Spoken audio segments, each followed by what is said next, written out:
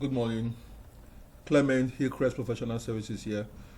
This is a quick demonstration of the new adjustments to the personal income tax computation as provided for in the 2020 Finance Act. So there are two major implications of the Finance Act 2020 as it relates to Personal Income Tax Act. The first one is the exemption of minimum wage earners, that is persons earning 30,000 naira and below, from paying personal income tax. But the second one is the approach to computing consolidated relief allowance.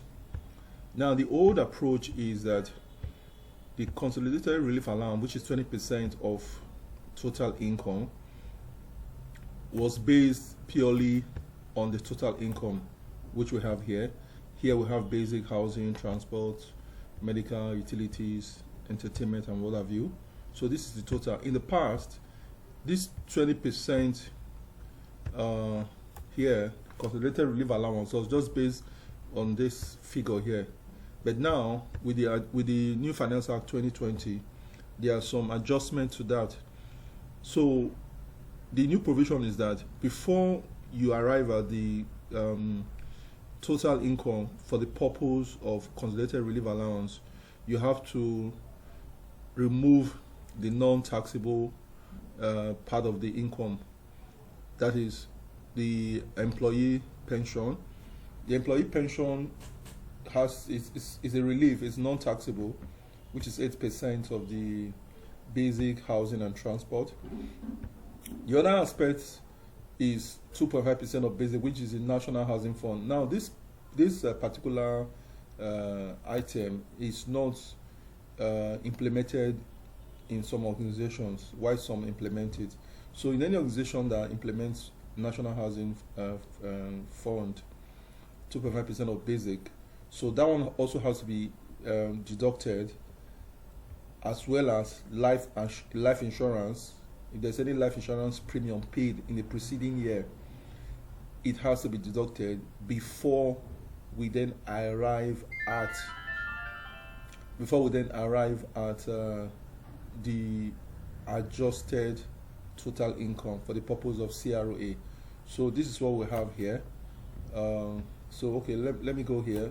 Adjusted total income. So the adjusted total income for the purpose of CROA, that's consolidated relief allowance, is the total income, the total normal total income minus the taxable income, the non-taxable income rather, which is the employee contribution to pension, the National Housing Fund, and if there is any life insurance policy, or if there is any qualifying pension savings.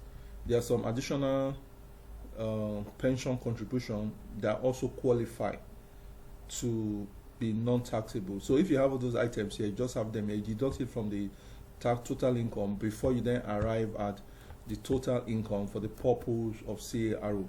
So that's a slight adjustment that has been made in the Finance Act 2020. Now, this particular, both adjustments I've just mentioned take effect from January 2021. There's also an LRS public notice to that effect, which it's available. So that's basically it. Then when you go here, you do the normal CROA, which is now based on this one. Then the 20,000 naira, 200,000 naira additional relief. Then the pension again, you then deduct the pension, employee pension, the NHL, the life insurance, to then arrive at the taxable income. The taxable income is then where what you apply the Paye formula on the graduated tax scale to get the annual Paye. So this figure here is the annual Paye for this particular taxpayer. So thank you very much for listening.